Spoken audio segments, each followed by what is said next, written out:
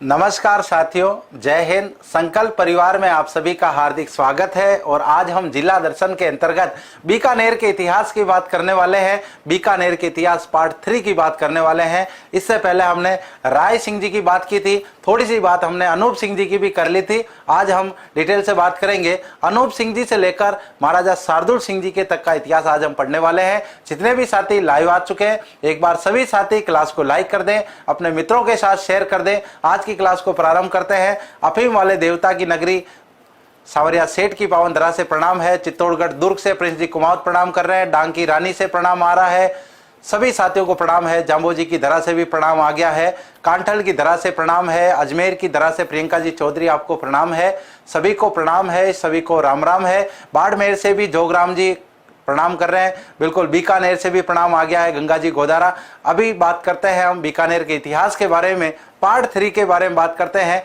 क्या हमारा शेष बच गया? बिल्कुल, सभी को राम राम, सभी को प्रणाम। भाई प्रतापगढ़ से भी राम राम आ गया। अब अपन चालू करते हैं आज की क्लास को। तो यहाँ पर कल हम अनूप सिंह जी के बारे में बात कर रहे थे। भाई अनूप सिंह जी की यदि हम बात करें तो 1669 से लेकर के 1698 तक इनका कार्यकाल रहता है। तो यहाँ पर इस समय जो मुगल बादशाह होंगे वो कौन है? औरंगजेब है। तो यहाँ पर इनके बारे में एग्जाम में पूछा जा सकता है। औरंगजेब के राजनीतिक सलाहकार थे। औरंगजेब के राजनैतिक सलाहकार के रूप में इन्होंने कार्य किया था। दूसरी बात, यदि हम बात करें, विद्वानों के आश्रयदाता थे। स्वयं विद्वान थे तथा विद्वानों के आश्रयदाता थे तथा विद्वानों के आश्रयदाता थे। बहुत सारे विद्वानों को इन्होंने आश्रय दे रखा था। अब स्वयं विद्वान थे तो इन्होंने किस किन ग्रंथों की रचना की, वो भी एग्जाम में पूछा जा सकता है। कल हम बात कर रहे थे अनूप विवेक, श्राद्ध चिंतामणि, श्राद्ध चिंतामणि,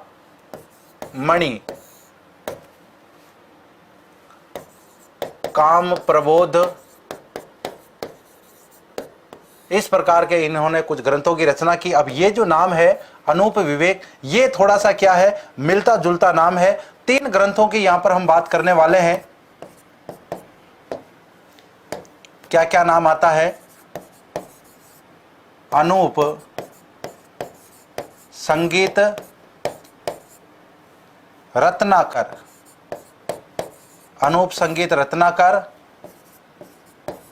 अनूप संगीत विलास, और एक आता है संगीत अनुपांकुश। आप सभी साथी कमेंट करेंगे ये जो है, ये तीनों ग्रंथ किसके हैं? क्योंकि देखो नाम तीनों में क्या आ रहा है? अनूप आ रहा है। तो यहां पर एग्जाम में ऐसे प्रश्न बन सकता है, निम्न में से किस ग्रंथ की रचना है महाराजा अनूप सिंह जी ने नहीं की थी? तो यहां पर इस प्रकार के आपको ऑप्शन में मिल सकता है। तो यहां पर एक ही नाम है, अनूप विवेक जो है उसकी रचना किन्होंने की थी? अनूप सिंह जी ने की थी। बाकी इन तीनों की रचना इनके एक दरबारी विद्वान ने की थी। उसका आप सभी साथी कमेंट करेंगे कि किन्होंने की थी। इसके अलावा हम बात करते हैं, इन्होंने अनूप पुस्तकालय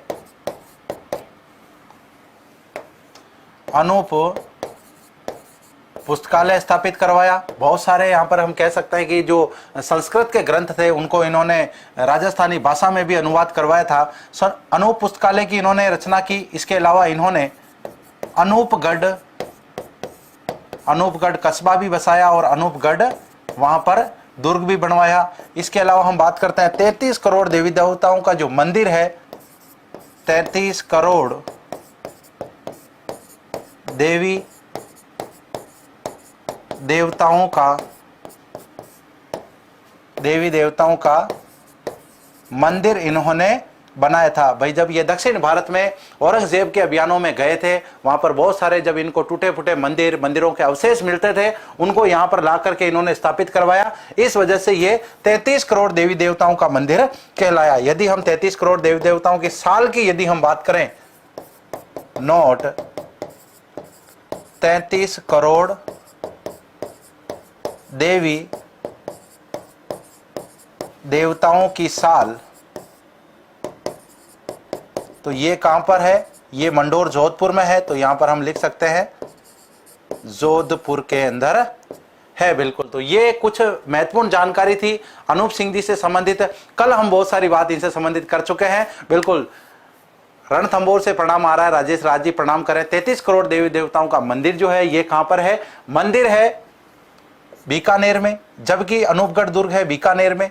इसके अलावा यदि हम बात करें 33 करोड़ देवी देवताओं की साल जो है वो कहां पर है? वो जोधपुर में है। और एग्जाम में दोनों से प्रश्न पूछा गया है। बिल्कुल, हाँ जी, 33 करोड़ देवी देवताओं की साल और 33 करोड़ देवी देवताओं के मंदिर, मतलब जितने भी अपने मंदिर होते हैं सभी मंदिर यहां पर शामिल हैं।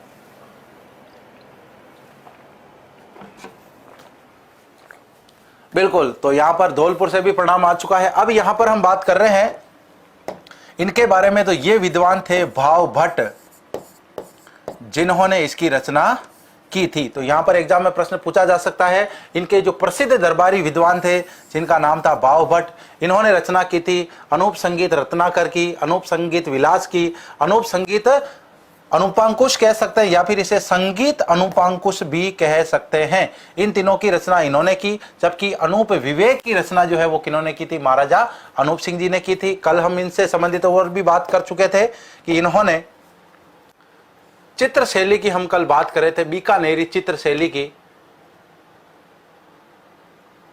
बीकानेरी चित्र शैली और उस्ता कला की। तो यहां पर हम बात कर सकते हैं बीकानेरी चित्र शैली व उस्ता कला। उस्ता कला और बीकानेरी चित्र शैली का क्या है? इनका समय स्वर्ण काल कहलाता है, स्वर्ण काल। और इनके समय जो चित्रकार थे बीकानेरी चित्र शैली के, वो थे अली रजा, रुकनुद्दीन, ये प्रमुख रूप से चित्रकार थे। बिल्कुल, यहाँ पर सभी साथियों के कमेंट आ गए हैं, मैं सभी साथियों के कमेंट देख पा रहा हूं। तो जितने भी साथी लाइव आ चुके हैं, एक बार सभी साथी क्लास को शेयर कर दे, लाइक कर दे, हम आगे की बात करते हैं। तो अनूप सिंह जी की कल कुछ बात हमने की, आज थोड़ी सी बात करते हैं। तो यहां पर हम बात करते हैं स्वरूप सिंह जी के बारे में। अनूप सिंह जी के पुत्र थे, अनूप सिंह जी के ये पुत्र थे। 2 वर्ष तक शासक रहे, 2 वर्ष तक शासक रहे। 9 वर्ष की आयु में शासक बने, 9 वर्ष की आयु में शासक बने। तो यहां पर अल्पायु में ये शासक बने थे। शासन कार्य किन्होंने चलाया था? यह भी एग्जाम में पूछा जा सकता है। शासन इनकी माता ने चलाया, माता ने चलाया। और सबसे बड़ी बात क्या है? शीतला रोग, या फिर जिसे आप चेचक कहते हो, है ना। चेचक की जो देवी है शीतला माता को माना जाता है। चेचक रोग या शीतला रोग से इनकी मृत्यु हो गई थी। इस वजह से इसके बाद में हम बात कर सकते हैं कि इनके बाद में कौन बनेंगे शासक? इनके भाई बनेंगे भाई। तो यहां पर हम बात करने वाले हैं इसके बाद में सुजान सिंह जी के बारे में। इससे पहले हम बात कर रहे हैं स्वरूप सिंह जी के बारे में। अनूप सिंह जी के ये पुत्र थे, 2 वर्ष तक ही शासन किया था। 1698 से लेकर 1700 तक इनका शासन काल रहता है। इसके बाद में हम बात करने वाले हैं सुजान सिंह जी के बारे में। इनका शासन काल देखो 1700 से लेकर 1734 तक का इनका शासन काल है। अर्थात यहां पर बात करेंगे औरंगजेब की मृत्यु, औरंगजेब की मृत्यु इनके समय हुई। और दूसरी घटना क्या है? जोधपुर के शासक उस समय थे महाराजा अजीत सिंह जी। तो अजीत सिंह जी ने इनके समय बीकानेर पर आक्रमण किया था। तो यहां पर लिख सकते हैं इनके समय जोधपुर शासक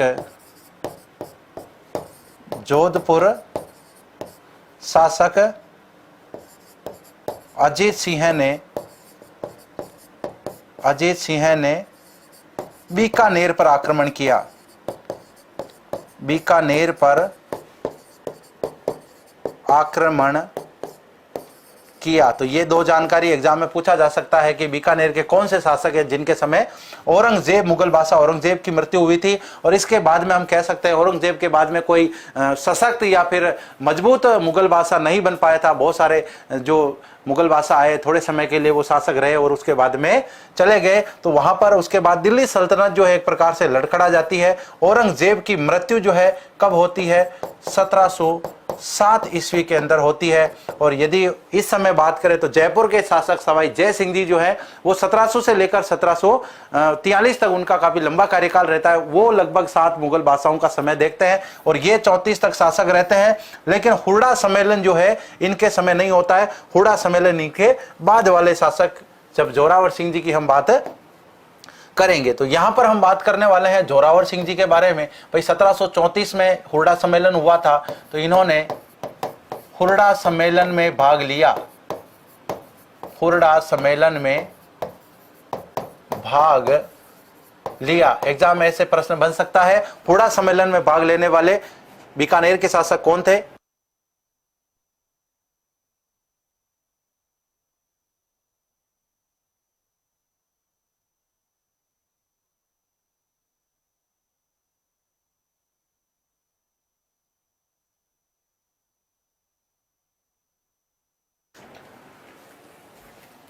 बिल्कुल, तो हुरडा सम्मेलन की हम बात कर चुके हैं। इनके समय हुआ था।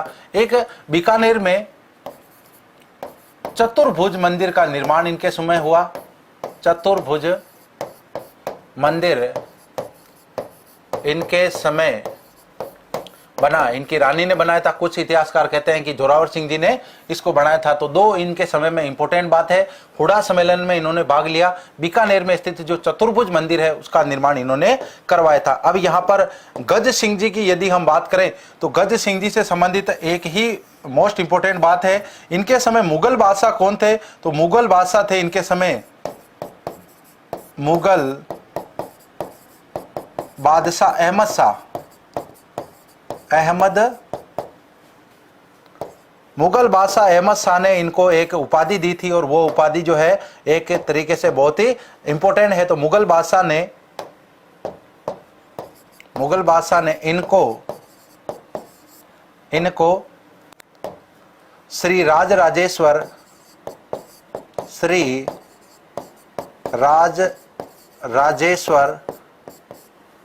महाराजा धीराज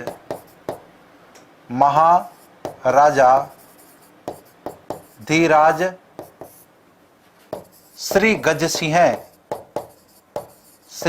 सिंह की उपाधि दी थी,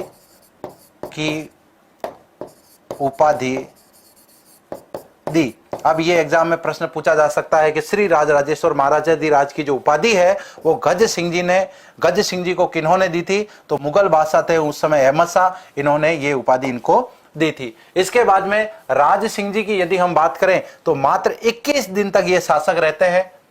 देखो इनका कार्यकाल भी क्या है, 1787 से लेकर 1787 तक। तो यहां पर हम लिख सकते हैं मात्र 21 दिन शासक रहे। अब यहां पर इनसे संबंधित यह प्रश्न बन सकता है कि बीकानेर के वह शासक जिनका समय काल या कार्यकाल बहुत कम रहता है, तो वो शासक कौन है? वो है राज सिंह जी, जिनका कार्यकाल बहुत ही कम रहता है। तो मात्र 21 दिन तक ये शासक रहते हैं। इनके पुत्र का नाम है प्रताप सिंह। पुत्र प्रताप सिंह है। और प्रताप सिंह की हत्या किसने कर दी? हत्या सूरत सिंह जी ने की। और इनकी मृत्यु किससे हुई थी? जहर से मृत्यु हुई थी। जहर से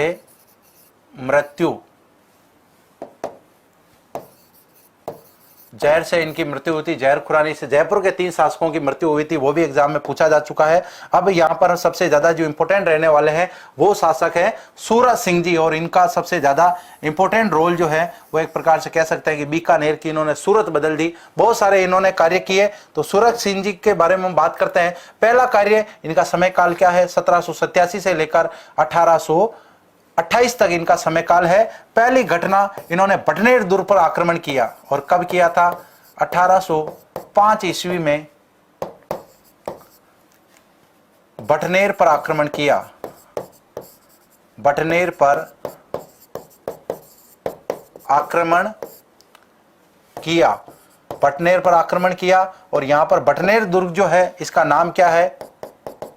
नाम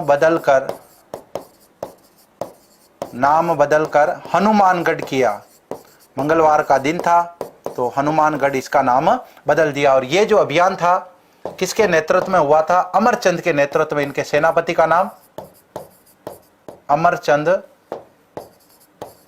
और अमरचंद कौन थे? सेनापति थे, सेनापति। इसके बाद में हम यहां पर इनसे संबंधित बात करें तो अमरचंद के नेतृत्व में पहले तो इन्होंने बटनेर पर आक्रमण किया। दूसरा आक्रमण जो है इनका किनके समय में होता है? एक इससे पहले की घटना 1807 ईस्वी की घटना। एक युद्ध हुआ था जिस युद्ध का नाम है गिंगोली का युद्ध। गिंगोली का युद्ध। गिंगोली जो है वो कहां पर पड़ता है? गिंगोली पड़ता है पर्वतसर नागौर में। पर्वतसर नागौर में गिंगोली पड़ता है। और ये युद्ध किन किन के बीच में हुआ था? ये युद्ध हुआ था जयपुर के जगत सिंह है। और जगत सिंह जी कौन से? सेकंड। जगत सिंह वर्सेज मान सिंह है। जगत सिंह वर्सेज मान सिंह के बीच में युद्ध हुआ था। जगत सिंह जी कहां के शासक हैं? जयपुर के शासक हैं। और मान सिंह जी कहां के शासक हैं? मारवाड़ के शासक हैं। और ये युद्ध क्यों हुआ था? युद्ध का कारण क्या था? युद्ध का कारण, तो युद्ध का कारण क्या था? मेवाड़ राजकुमारी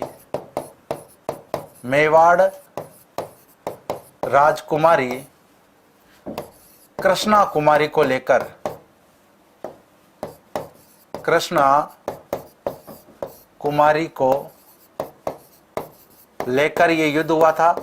महाराणा अमर सिंह जी की ये पुत्री थी, भीम सिंह जी की पुत्री थी। महाराणा भीम सिंह जी की पुत्री थी। यहां पर मान सिंह जी के बड़े भाई थे भीम सिंह जी महाराजा, उनके साथ सगाई हुई थी कृष्णा कुमारी की। सगाई हुई, शादी नहीं हुई, उससे पहले उनकी मृत्यु हो गई। बिना मान सिंह जी को पूछे महाराणा भीम सिंह जी ने इनकी जो सगाई है वो जगत सिंह जी के साथ कर दी। मान सिंह जी ने इस बात का ऑब्जेक्शन किया कि भाई मेरे भाई की मृत्यु हुई है, मैं तो जिंदा हूं। अब ये बात इनको जब सुन के बड़ा बुरा लगा जगत सिंह जी को कि भाई जिनकी मेरे साथ सगाई हो चुकी है, मतलब मेरी मंगेतर के बारे में आप ऐसा उल्टा सीधा कैसे कह सकते हो। इधर से सेना लेकर रवाना हुए जयपुर के जगत सिंह जी, इधर से मान सिंह जी आ गए और कहां भिड़ गए? दोनों पर्वतसर नागौर में भिड़ गए। अब यहां पर सूरज सिंह जी का क्या लेना देना, लेकिन सूरज सिंह जी ने किनका साथ दिया था? जगत सिंह जी का साथ दिया था। यहां पर साथ में कौन है? सूरत सिंह है। क्यों? क्योंकि बीकानेर वालों पर बार बार आक्रमण कौन कर रहे हैं? जोधपुर वाले। तो अब यहां पर जो बीकानेर के शासक हैं, भले ही वो राठौड़ है, भले ही वो वंशज है जोधपुर के मारवाड़ के शासकों के, लेकिन वो साथ उनका नहीं देंगे। प्रारंभ में हमने देखा था राव बीका ने राजनीतिक या राज चिन्हों को लेकर के जोधपुर पर आक्रमण कर दिया था। और बाद में हम बात करें कि राव जैसी जब यहाँ के शासक थे, मारवाड़ के मालदेव ने आक्रमण करके 2 साल तक बीकानेर को अपने कब्जे में रखा था। बाद में कल्याणमल ने राजनीतिक कूटनीति का प्रयोग करते हुए शेरशाह सूरी का साथ दिया और गिरी सामेल के युद्ध में साथ देने के बाद में बीकानेर का साम्राज्य प्राप्त हुआ। तो समय समय पर यहाँ पर क्या हो रहा है? बीकानेर के शासक मारवाड़ पर अधिकार करने के लिए आक्रमण कर रहे हैं, मारवाड़ के शासक बीकानेर पर अधिकार करने के लिए आक्रमण कर रहे हैं। बिल्कुल। तो यहां पर आक्रमण करने के कारण ही सूरज सिंह जी ने सोचा कि भाई अपने को किसका साथ देना चाहिए? जगत सिंह जी का साथ देना चाहिए। और वास्तव में जीत भी किनकी हो जाती है? जगत सिंह जी की जीत हो जाती है। जीत भी यही जाते हैं।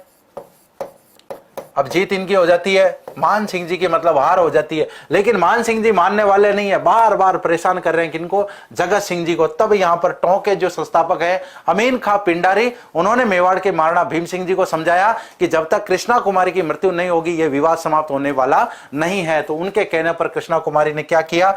जहर ले लिया था और जहर से इनकी मृत्यु हो गई थी। जहर खाने से मृत्यु हुई और कृष्णा कुमारी की मृत्यु के साथ ही यह विवाद समाप्त हो गया। इससे पहले यह विवाद समाप्त होने का नाम नहीं ले रहा था। बिल्कुल, जगत सिंह जी जो है कहां के शासक है? जयपुर के शासक है। इनका साथ किन्होंने दिया था? सूरज सिंह जी ने साथ दिया था। एग्जाम में प्रश्न पूछा जा सकता है, एग्जाम में इंपोर्टेंट है, पूछा भी गया है। किंगोली का युद्ध कब हुआ था?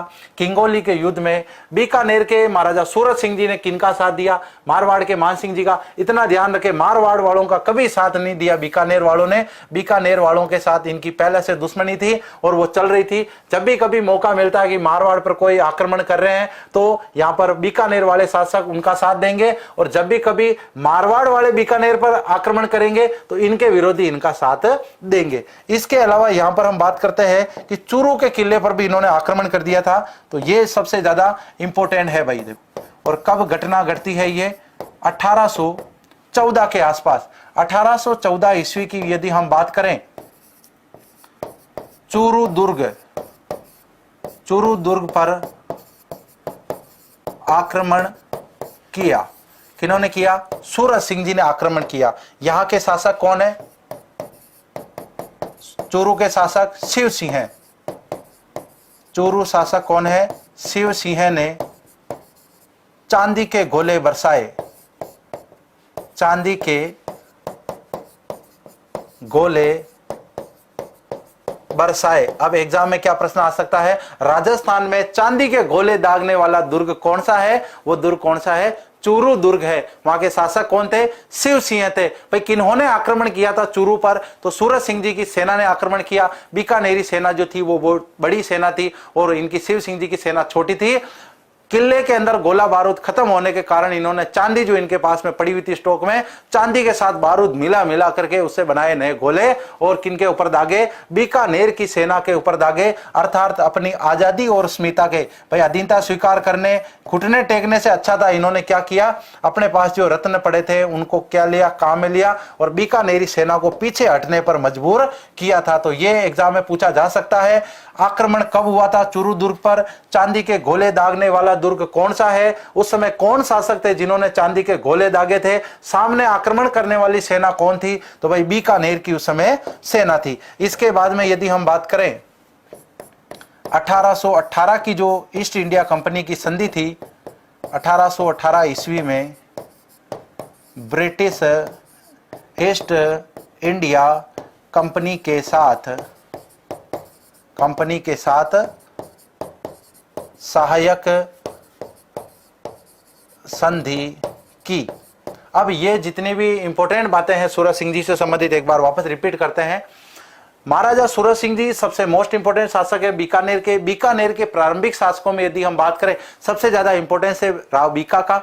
उसके बाद में राय सिंह जी यहां पर इंपोर्टेंट है, कल्याण सिंह जी भी इंपोर्टेंट है क्योंकि उन्होंने मुगलों की अधीनता स्वीकार की थी। और इसके बाद में इंपोर्टेंट शासक आते हैं अनूप सिंह जी जो कि विद्वानों के आश्रयदाता थे, अभी हम उनकी बात कर रहे थे। और उनके बाद सबसे ज्यादा इंपोर्टेंट शासक कौन आते हैं? सूरज सिंह जी। भाई इन्होंने बीकानेर की सूरत बदल दी, इन्होंने एक प्रकार से कह सकते हैं बटनेर की सूरत बदल दी, चूरू के ऊपर आक्रमण कर दिया। तो ये बटनेर दुर्ग जो है इन पर इन्होंने आक्रमण किया था। कब? 1805 ईस्वी के आसपास आक्रमण किया था। और ये आक्रमण करने के बाद में इन्होंने क्या किया? हनुमानगढ़ इसका नाम कर दिया, बटनेर दुर्ग पर इन्होंने अधिकार कर लिया और बटनेर का नाम क्या कर दिया? इन्होंने हनुमानगढ़ कर दिया था। इसके बाद में जो घिंगोली का युद्ध हुआ था जो कि कृष्णा कुमारी के को लेकर के विवाद के रूप में ये युद्ध हुआ था। बिल्कुल राजपूतों का इतिहास निराला है। बिल्कुल राजपुताना हमारे राजस्थान के क्षेत्र का प्राचीन नाम है। अधिकांश यहाँ पर राजवंश जितने भी थे राजपूत राजवंश थे। 2-3 राजवंशों को छोड़ करके लगभग सभी राजवंश जो थे वो राजपूत थे। एकमात्र रियासत टोंक ऐसी थी जो मुस्लिम रियासत थी। धौलपुर भरतपुर क्षेत्र पर जाट रियासत थी। करौली और जैसलमेर पर भाटी राजवंश था, मतलब क्षत्रियों में भाटी राजवंश जो है, भाटी राजवंश या फिर यादव राजवंश कह सकते हैं। यादव राजवंश की 2 शाखा है, एक करौली में और जैसलमेर के जो यादव थे वो अपने नाम के साथ में भाटी लगाते थे, छतराला भाटी कहलाते थे। बिल्कुल, तो राय सिंह जी की कंप्लीट सेवा जो है वो अकबर के दरबार में रही है। कल हम बात कर चुके हैं सूरज सिंह जी ने क्या की? बीकानेर की सूरत बदल दी, बटनेर दुर्ग की सूरत बदल दी और यहां पर इस युद्ध की सूरत बदल दी। कौन से? घिंगोली के युद्ध की इन्होंने सूरत बदल दी। साथ किनका दिया? भाई जिनका साथ दिया उनका पलड़ा भारी हो गया। जगत सिंह जी कहां के शासक हैं? जयपुर के शासक हैं।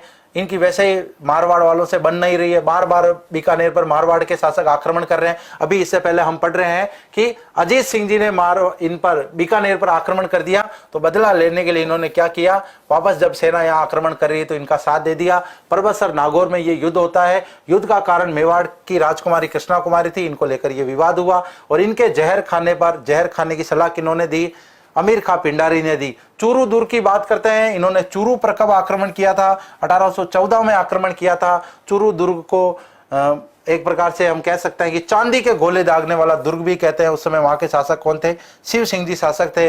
1818 ईस्वी में इन्होंने ब्रिटिश ईस्ट इंडिया कंपनी के साथ संधि कर ली भाई। अब इसके बाद में रतन सिंह जी का नाम आ जाता है। रतन सिंह जी की हम यहाँ पर बात करते हैं। रतन सिंह जी के बारे में सबसे इंपॉर्टेंट फैक्ट क्या है, इन्होंने बीकानेर में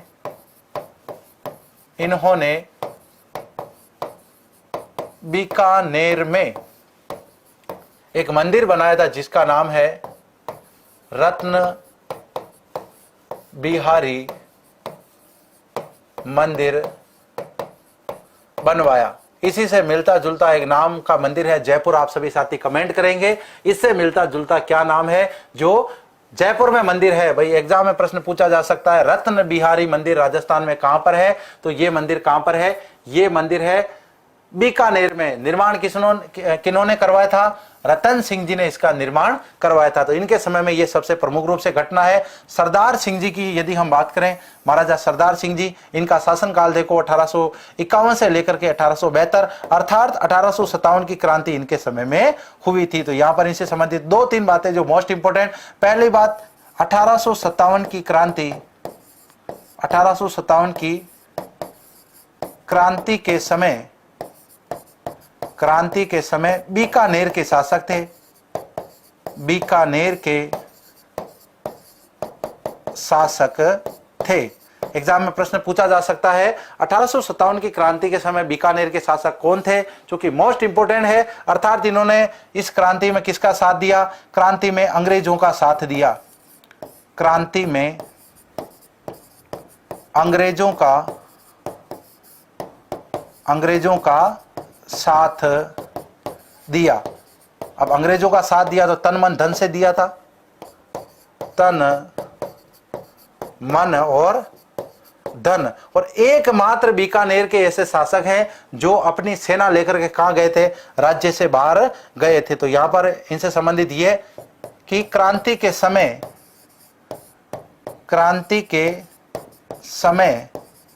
अपनी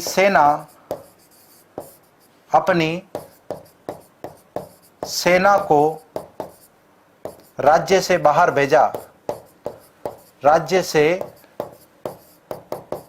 बाहर भेजा। और कहां पर भेजा, तो एक तो भेजा था पंजाब के अंदर और दूसरी भेजा था हिसार के अंदर। तो हिसार कहां पर है, हिसार है हरियाणा में। तो हरियाणा और पंजाब दोनों में इन्होंने अपनी सेना भेजी। इनसे संबंधित सबसे ज्यादा इंपॉर्टेंट बात, 1857 की क्रांति के समय बीकानेर के शासक थे। क्रांति में तनमन धन से अंग्रेजों का साथ दिया था। क्रांति में अपनी सेना जो है राज्य से बाहर भेजी थी और ऐसा करने वाले एक प्रकार से हम कह सकते हैं बीकानेर के शासक सरदार सिंह जी थे। अन्य शासकों ने अपनी सेना बाहर नहीं भेजी थी।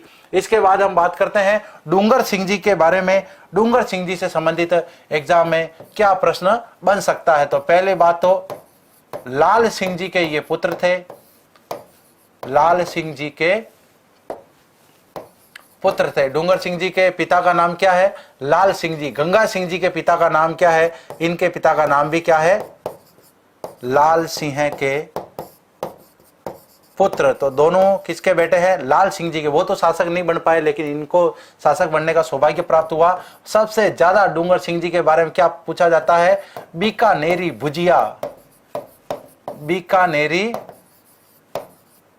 भुजिया इनके समय प्रसिद्ध हुआ, इनके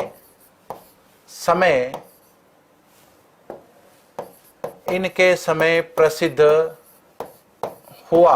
अब एग्जाम में यह भी प्रश्न पूछा जा चुका है कि ये भुजिया किसका बनता है, तो ये भुजिया का निर्माण किससे होता है, मोठ से बनता है। ये मोठ से बनता है।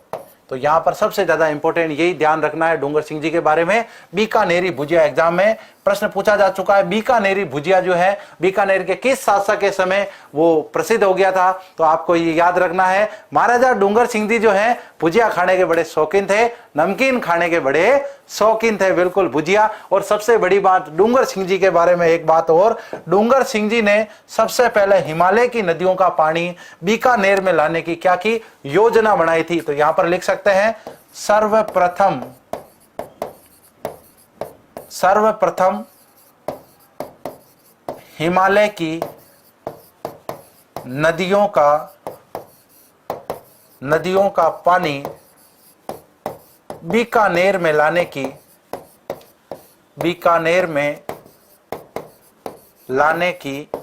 योजना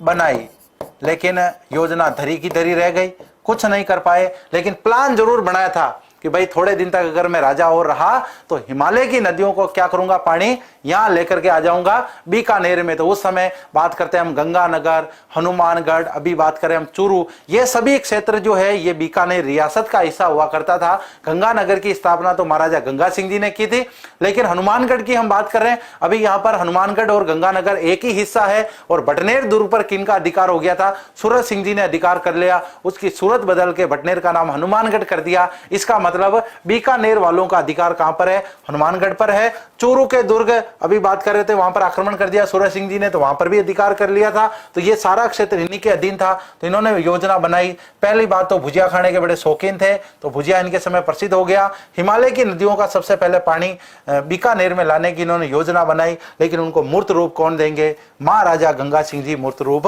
देंगे। अब यहां पर गंगा सिंह जी से संबंधित सबसे ज्यादा एग्जाम में प्रश्न पूछे जाते हैं। तो बात करते हैं गंगा सिंह जी की। तो प्रारंभिक शिक्षा कहां पर हुई थी इनकी, प्रारंभिक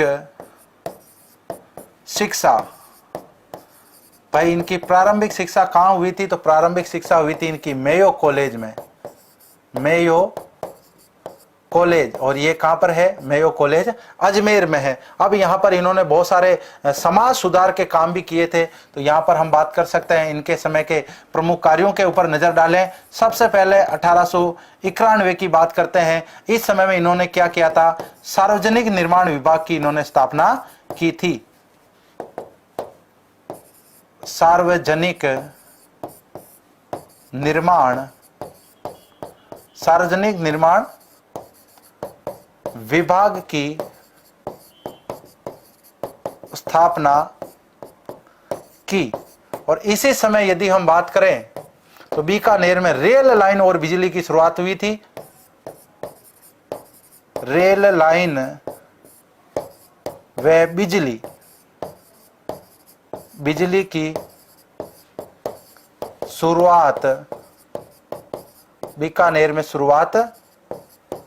हुई थी। एग्जाम में यह प्रश्न आ सकता है कि बीकानेर के किस शासक के समय बीकानेर में बिजली आई थी, या फिर रेल लाइन बनने का जो निर्माण कार्य है वो किस शासक के समय में होता है। बिल्कुल बीकानेरी भुजिया अभी भी प्रसिद्ध है। और एक साथी कह रहे हैं कि बीकानेर भुजिया लेके आ रहा हूं, बहुत अच्छी बात है, भुजिया सबको खिलाओ भाई। डूंगर सिंह जी ने फेमस कर दिए, अब सबको क्या है, खाने ही तो है भाई। इन्होंने फेमस कर दिए तो अब तो खाने का काम ही रह गया, बाकी फेमस तो अब अपने को नहीं करना है। बहुत फेमस है, वैसे विश्व ट्रेडमार्क है उनका, पूरी दुनिया में बीकानेरी भुजिया फेमस है। इसके अलावा यदि हम बात करते हैं गंगा सिंह जी के बारे में, 1899 से 1900 ईस्वी की यदि हम बात करें तो इस समय में छपनिया अकाल पड़ा था। छपनिया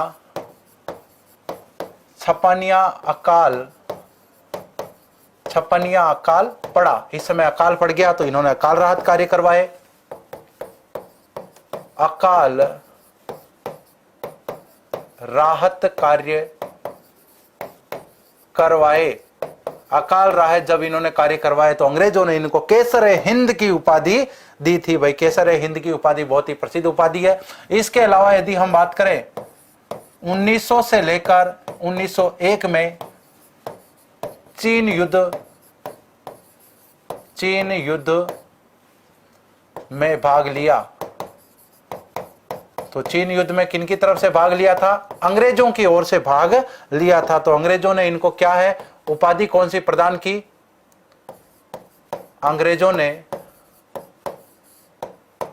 अंग्रेजों ने पहले तो इनको चीनी युद्ध पदक दिया, चीनी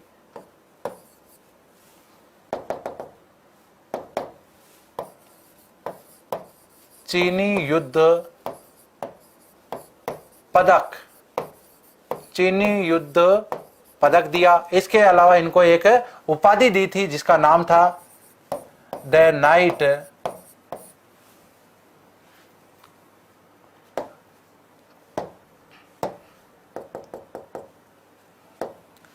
उपाधि जो है वो एक इंपॉर्टेंट उपाधि है। उपाधि कौन सी दी थी? The Knight Indian Empire, Indian Empire की उपाधि दी।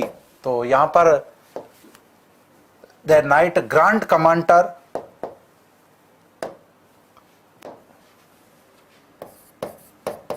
ग्रांट कमांडर भी कह सकते हैं, Grand Commander the Knight Indian Empire की इनको उपाधि प्रदान की थी अंग्रेजों ने। बहुत ही ज्यादा ये इंपॉर्टेंट उपाधि है। इसके अलावा यदि हम बात करें तो और क्या क्या इनसे संबंधित बातें आती है। 1913 की यदि हम बात करें तो इन्होंने प्रतिनिधि सभा की स्थापना की थी, प्रतिनिधि सभा की स्थापना की। भाई इनसे ज्यादा फैक्चुअल बातें हैं, ज्यादातर जो सन की बात आती है वो इनके समय में होता है। बिल्कुल सही बात है। तो Grand Commander the Indian Empire की इनको उपाधि दी। 1913 में इन्होंने प्रतिनिधि सभा की स्थापना की थी। प्रथम विश्व युद्ध जब हुआ था तो प्रथम विश्व युद्ध में इन्होंने अंग्रेजों का साथ दिया। प्रथम विश्व युद्ध कब होता है? 1914 से लेकर 18 तक ये युद्ध होता है। तो यहां पर हम बात करते हैं प्रथम विश्व युद्ध, प्रथम विश्व युद्ध में अंग्रेजों का साथ दिया, अंग्रेजों का साथ दिया। और जब वर्साई फ्रांस पेरिस की जो संधि हुई थी उसमें भी ये उपस्थित थे। तो यहां पर हम लिख सकते हैं वर्साई की शांति संधि, या फिर हम कह सकते हैं सम्मेलन में भाग लिया। एकमात्र शासक थे, अंग्रेजों के साथ रहते थे, एनी टाइम ड्यूटी अंग्रेजों के साथ ही रहती थी। तो ये संधि कहां पर? पेरिस। और पेरिस कहां पर पड़ता है? फ्रांस में पड़ता है। तो यहां पर ये संधि हुई थी। तो अंग्रेजों के बड़े विश्वस्त आदमी थे।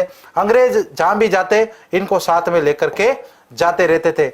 इसके बाद में यदि हम बात करें गंगा सिंह जी से संबंधित और क्या फैक्ट बन सकता है हमारे एग्जाम में, तो इन्होंने शांति समझौते में भाग लिया था, गोलमेज सम्मेलन में भाग लिया। गोलमेज सम्मेलन कब कब हुए थे? गोलमेज सम्मेलन, 3 गोलमेज सम्मेलन जो है सबसे ज्यादा फेमस है। और तीनों की बात यदि हम करें तो तीनों में इन्होंने भाग लिया था। एकमात्र ऐसे शासक हैं जिन्होंने तीनों गोलमेज सम्मेलनों में भाग लिया था। भाई गोलमेज क्या होती है? तो ये एक टेबल होती है, जैसे ये एक टेबल है, चारों तरफ क्या बैठे हैं? राजा बैठे हैं, और इनके आपस में क्या हो रहा है? डिस्कस। गोल मेज मतलब गोल टेबल, अर्थात गोल मेज जो है इसके चारों तरफ बैठ के जो मीटिंग की गई उसे गोल मेज कहा गया। तो गोल मेज सम्मेलन हुए और तीनों सम्मेलनों में इन्होंने भाग लिया था। तो यहां पर लिख सकते हैं तीनों सम्मेलनों में भाग लिया। एग्जाम में पूछा जा सकता है बीकानेर के कौन से शासक थे जिन्होंने गोलमेज सम्मेलन में भाग लिया था? तीनों गोलमेज सम्मेलनों में इन्होंने भाग लिया था। बिल्कुल, रसगुल्ले भी खाने के शौकीन थे, ये भी बात है, सही है। इसके अलावा यहां पर हम बात करते हैं गोलमेज सम्मेलनों में इन्होंने भाग लिया था। दूसरा विश्व युद्ध जब हुआ था तो उसमें भी इन्होंने अंग्रेजों का साथ दिया था। तो यहां पर लिख सकते हैं दूसरे विश्व युद्ध में अंग्रेजों का साथ दिया। इससे पहले यदि हम बात करें 1932 के आसपास, तो इन्होंने एक जोधपुर सार्वजनिक कानून का निर्माण किया था, बीकानेर सार्वजनिक कानून। तो यहां पर बात करते हैं हम 1932 में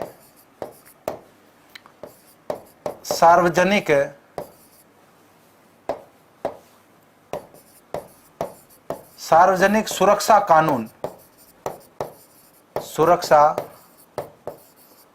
कानून बनाया। इसको बीकानेर का काला कानून कहते हैं, काला कानून कहते हैं, बीकानेर का काला कानून कहते हैं। भाई इन्होंने कह दिया कि जितने भी ये प्रेस या पत्र पत्रिकाएं जो छपती है वो बिना सरकार की अनुमति के नहीं छपेगी। हो सकता है उसमें कोई गुप्त समाचार भेज करके सरकार के खिलाफ कुछ षड्यंत्र किया जा सके, क्योंकि गंगा सिंह जी जब यहाँ पर गोलमेज सम्मेलनों में भाग लेने के लिए जाते हैं तो पीछे इनके जो जनता में कुछ साथी जो है इनके खिलाफ विद्रोह कर देते हैं, कुछ इनके बारे में अफवाह फैला देते हैं जनता में। तब वापस ये आकर पता लगाते हैं कि भाई किन किन साथियों ने मेरे खिलाफ में माहौल बनाया है, और उसके बाद में ये कानून लेकर के आते हैं, सार्वजनिक सुरक्षा कानून, और इसे बीकानेर का काला कानून कहा जाता है। तो यहां पर दूसरे विश्व युद्ध में इन्होंने भाग लिया था। निर्माण कार्य को लेकर भी एग्जाम में इनसे संबंधित प्रश्न आ जाता है। इन्होंने लालगढ़ पैलेस का निर्माण करवाया। लालगढ़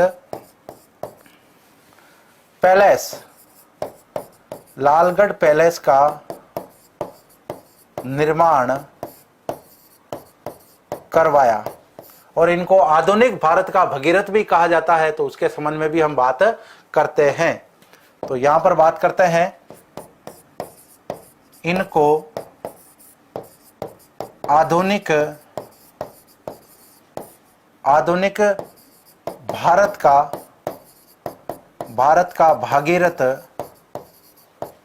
भागीरथ कहा जाता है।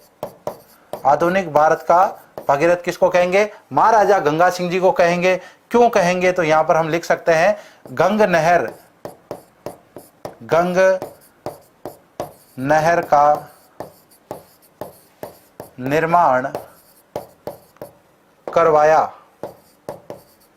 गंग नहर का इन्होंने निर्माण करवाया था। अब यहां पर यदि हम गंग नहर की बात करते हैं, गंग नहर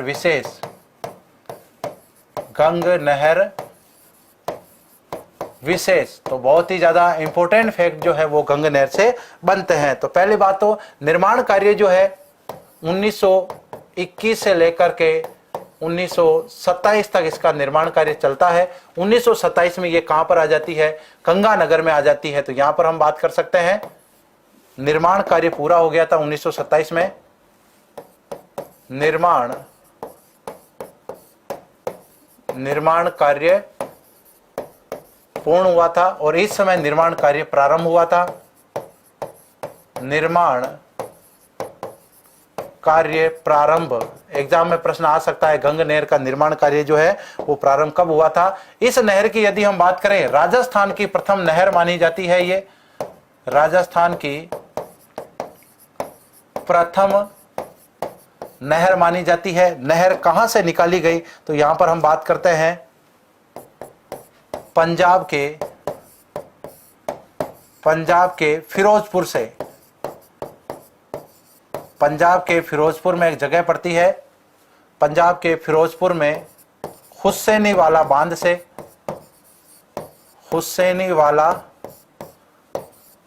से यह नहर निकाली गई है। और कौन सी नदी पर है? सतलज नदी पर है।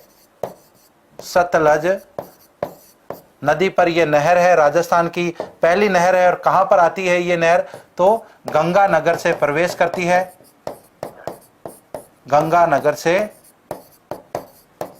यह नहर प्रवेश करती है। तो ये गंग नहर के बारे में, इसका निर्माण किसने करवाया था? महाराजा गंगा सिंह जी ने करवाया। राजस्थान की प्रथम नहर मानी जाती है। 1921 में इसका निर्माण कार्य प्रारंभ हुआ, 1927 में इसका निर्माण कार्य पूर्ण हो जाता है। और पंजाब के फिरोजपुर में एक बांध बना हुआ है, हुसैनी वाला बांध, सतलज नदी पर यह निर्मित है। बिल्कुल गंगानगर भी बसाया था, अभी बात करने वाले हैं। तो फिरोजपुर के हुसैनी वाला से इस बांध से ये नहर निकाली गई है। गंगानगर से ये बांध, मतलब गंगानगर से ये नहर जो है राजस्थान में प्रवेश करती है। अब यहां पर गंगा सिंह जी से संबंधित और इंपॉर्टेंट बात क्या है? गंगानगर बसाया। गंगानगर अपने नाम पर बसाया। और इससे पहले हम बात कर रहे थे, इन्होंने लालगढ़ पैलेस का निर्माण करवाया था, तो गंगानगर बसाया। और इसके अलावा यदि हम बात करें, इनको आधुनिक न्याय प्रणाली का जनक भी कहा जाता है। आधुनिक न्याय प्रणाली, आधुनिक न्याय प्रणाली का जनक भी कहा जाता है, क्योंकि इन्होंने न्यायपालिका और कार्यपालिका का क्या किया था, पृथक्करण किया था। तो यहां पर हम लिख सकते हैं क्योंकि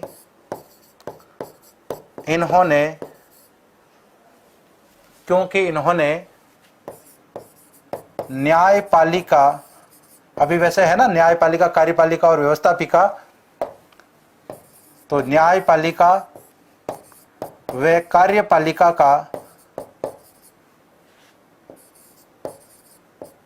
कार्यपालिका का पृथक्करण किया, या फिर दोनों को, कार्यपालिका को अलग अलग किया, अलग अलग किया। अलग से इन्होंने न्याय विभाग की भी स्थापना की थी। ये थे महाराजा गंगा सिंह जी, बहुत ही ज्यादा इंपॉर्टेंट रखने वाले हैं बीकानेर के इतिहास में। और इसके बाद में लास्ट जो शासक हैं बीकानेर के, उनका नाम क्या है, महाराजा शार्दुल सिंह है। तो इनके बारे में पहली बात तो ये एकीकरण के समय शासक थे, एकीकरण के समय बीकानेर के शासक थे, बीकानेर के शासक थे। और यदि हम बात करें भारत विलय का सबसे पहले जो आगाज है करने वाले व्यक्ति कौन है, यही है। तो यहां पर बात करते हैं सर्वप्रथम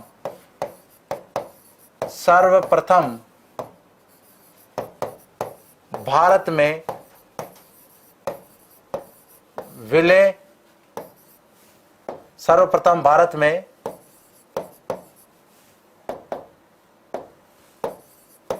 विलय करने को लेकर सहमति बनाई,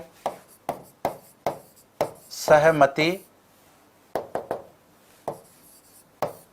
दी। और ये कब दी थी उन्होंने, 7 अगस्त 1947 को। भाई 15 अगस्त को तो अपना देश आजाद हो गया था। तो एकीकरण के ये शासक थे। सर्वप्रथम भारत में विलय करने को लेकर इन्होंने सहमति दी, मतलब जो भारत संघ की अंग्रेजों ने बात की थी कि भाई 2 देश बनेंगे, इधर पाकिस्तान बनेगा, इधर भारत बनेगा। जो साथी भारत में रहना चाहे वो भारत में रह सकते हैं, जो साथी पाकिस्तान में जाना चाहे वो पाकिस्तान में जा सकते हैं।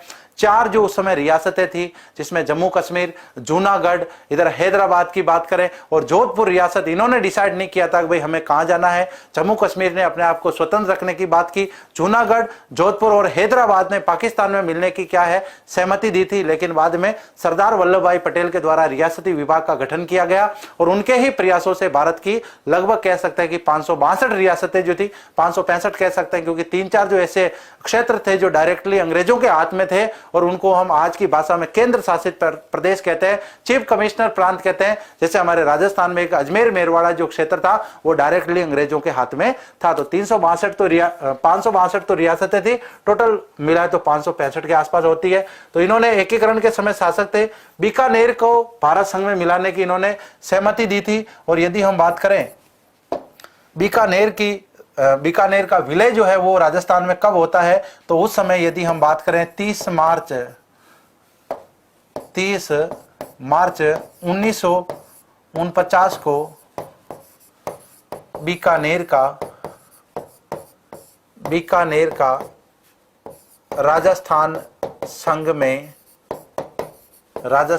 में विलय हो गया था। और इस समय जो रियासतें मिलने वाली थी उन रियासतों का नाम था ट्रिपल JJB। तो यहां पर हम बात करते हैं जैसलमेर, जोधपुर और जयपुर और इसके साथ में बीकानेर। तो यहां पर हम बात कर सकते हैं जैसलमेर,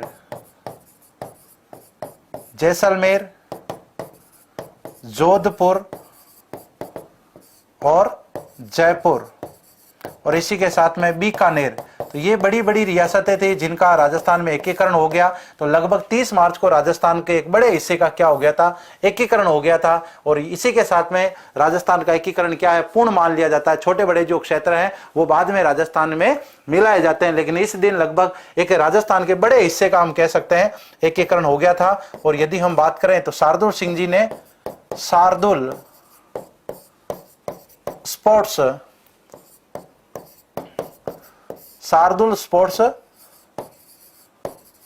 स्कूल की स्थापना की। तो शार्दुल स्पोर्ट्स की स्थापना इन्होंने की थी। बीकानेर का राजस्थान संघ में विलय इनके समय हुआ था। भारत संघ पर विलय के लिए सबसे पहले इन्होंने सहमति जताई। एकीकरण के ये समय शासक थे। तो यहां पर अब हम बात कर सकते हैं, एक बार रिवीजन करते हैं, देखिए आज हमने क्या पढ़ा था। तो आज हम बात कर रहे थे बीकानेर के बारे में, बीकानेर के इतिहास के बारे में, अनूप सिंह जी के बारे में बात की। औरंगजेब के राजनीतिक सलाहकार थे, काफी कूटनीतिज्ञ व्यक्ति थे, विद्वान थे, विद्वानों के आश्रयदाता भी थे। बहुत सारे विद्वान इनके दरबार में रहते थे। स्वयं ने अनूप, विवेक, श्राद्ध, चिंतामणि, काम प्रबोध इस प्रकार के ग्रंथों की इन्होंने रचना की। अनूप पुस्तकालय इन्होंने बनाया, अनूपगढ़ दुर्ग का निर्माण करवाया। 33 करोड़ देवी देवताओं का मंदिर जो है वो इन्होंने बीकानेर में बनाया था। इनके दरबारी विद्वान भाव भट्ट जो प्रसिद्ध दरबारी विद्वान है, अनूप संगीत रत्नाकर, अनूप संगीत विलास, संगीत अनुपांकुश की इन्होंने रचना की। 33 करोड़ देवी देवताओं की साल जो है वो जोधपुर में है। बीकानेरी चित्रकला और उस्ता कला का स्वर्णकाल इनका समय कहलाता है। महाराजा स्वरूप सिंह जी की बात करें, ये अनूप सिंह जी के पुत्र थे। बिल्कुल अल्पायु में ये शासक बने थे। 9 वर्ष की इनकी आयु थी, 2 वर्ष तक ही शासक रहे और बाद में इनकी माता ने शासन भी चलाया था। चेचक के कारण इनकी मृत्यु हो गई। सुजान सिंह जी के समय की बात करें, औरंगजेब इनके समय औरंगजेब की मृत्यु होती है। जोधपुर के शासक अजीत सिंह जी इनके समय बीकानेर पर आक्रमण करते हैं। इसी वजह से आगे चल करके सूरज सिंह जी जो हैं वो किंगोली के युद्ध में जगत सिंह जी का साथ देंगे। जोरावर सिंह जी की बात करें, हुडा सम्मेलन इनके समय हुआ था। चतुर्भुज मंदिर का निर्माण इनके समय हुआ, जो मोस्ट इंपोर्टेंट है, एग्जाम में पूछा गया है। महाराजा गज सिंह जी की बात करते हैं, इनके समकालीन मुगल बादशाह कौन थे? अहमद शाह थे। इन्होंने इनको जो उपाधि दी थी श्री राज राजेश्वर महाराजाधिराज श्री गजराज गज सिंह जी की, ये बहुत ही ज्यादा इंपॉर्टेंट है। इसके बाद बात करें राज सिंह जी की, मात्र 21 दिन तक शासक रहे। बीकानेर के इतिहास में सबसे कम समय जो शासनकाल का है वो इनका रहता है। इनके पुत्र प्रताप सिंह जी की हत्या सूरज सिंह जी ने कर दी और बाद में सूरज सिंह जी स्वयं शासक बन जाते हैं और जहर से राज सिंह जी की मृत्यु हुई थी। सूरज सिंह जी का शासनकाल जो है एग्जाम पॉइंट व्यू की दृष्टि से सबसे ज्यादा इंपॉर्टेंट है। इन्होंने बटनेर दुर्ग का नाम बदल दिया, बटनेर दुर्ग पर अधिकार कर लिया था। 1807 के गिंगोली युद्ध में इन्होंने जयपुर के जगत सिंह का साथ दिया था।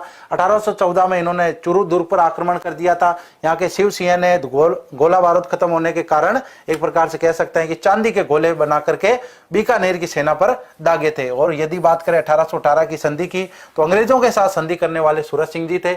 महाराजा रतन सिंह जी की बात करें, बीकानेर में इन्होंने रत्न बिहारी मंदिर का निर्माण करवाया था। सरदार सिंह जी की बात करें, 1857 की क्रांति के समय शासक थे। क्रांति में अंग्रेजों का साथ दिया, सेना लेकर के राज्य से बाहर भी विद्रोह के दमन हेतु ये गए थे। महाराजा डूंगर सिंह जी की बात करें, लाल सिंह जी के ये पुत्र थे। बीकानेरी भुजिया इनके समय प्रसिद्ध हो गया था। हिमालय की नदियों का पानी सबसे पहले बीकानेर में लाने की इन्होंने योजना बनाई, लेकिन इन्होंने केवल योजना बनाई थी, मूर्त रूप उसको नहीं दे सके। बाद में गंगा सिंह जी जो इनके भाई हैं ये शासक बनते हैं। इनकी प्रारंभिक शिक्षा मेयो कॉलेज में होती है। सबसे पहले बात करते हैं 1891 में सार्वजनिक निर्माण विभाग की इन्होंने स्थापना की। इसी समय बीकानेर में रेल लाइन और बिजली जो आने का कार्य है वो होता है। इसके बाद बात करें, छपनिया अकाल इनके समय पड़ा था। इस अकाल में इन्होंने अकाल रात कार्य करवाए थे। अंग्रेजों ने इनको केसर हिंद की उपाधि दी। इसके बाद चीन युद्ध जब हुआ था, इस युद्ध में अंग्रेजों का साथ दिया। चीन युद्ध के कारण अंग्रेजों ने इनको चीनी युद्ध पदक दिया था और Grand Commander the Knight Indian Empire की इनको उपाधि दी थी। 1913 में इन्होंने प्रतिनिधि सभा की स्थापना की थी। इसके साथ हम बात करते हैं नरेंद्र मंडल, इसका गठन कब हुआ था? 1921 में। और इसके ये क्या बने थे? चांसलर बने थे। तो लगभग 25 तक ये शासक रहते हैं, 21 से 25 तक। वर्साई की शांति सम्मेलन में इन्होंने भाग लिया था। गोलमेज सम्मेलन में तीनों में इन्होंने भाग लिया। एकमात्र ऐसे शासक थे जिन्होंने भाग लिया। द्वितीय विश्व युद्ध में भी अंग्रेजों का साथ दिया था। 1932 में सार्वजनिक सुरक्षा कानून इन्होंने बीकानेर में बनाया। इसे काला कानून कहते हैं क्योंकि जनता के खिलाफ था।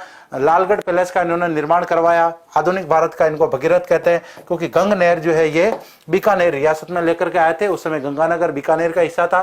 गंग नहर की बात करते हैं, निर्माण कार्य 1921 से 27 तक चला। इसका राजस्थान की प्रथम नहर है। पंजाब के फिरोजपुर से ये नहर आती है। हुसैनी वाला यहाँ पर बांध है सतलज नदी पर, यहाँ से ये नहर निकाली गई है। गंगानगर से ये प्रवेश करती है। गंगानगर इन्होंने बसाया था। आधुनिक न्याय प्रणाली का इनको जनक कहा जाता है, क्योंकि कार्यपालिका से इन्होंने न्यायपालिका को अलग किया था। शार्दुल सिंह जी अंतिम शासक हैं, एकीकरण के ये समय शासक थे। भारत संघ में विलय की इन्होंने सबसे पहले सहमति दी थी। इसी के साथ हम बात करते हैं, आज अपने बीकानेर का इतिहास समाप्त होता है। नेक्स्ट क्लास में हम बात करेंगे बीकानेर के पर्यटन स्थलों की, जूनागढ़ दुर्ग विशेष की हम बात कल करने वाले हैं। तब तक के लिए अनुमति दीजिए। Next class A to Z का आप सभी साथी आनंद लीजिएगा। जय हिंद, जय भारत।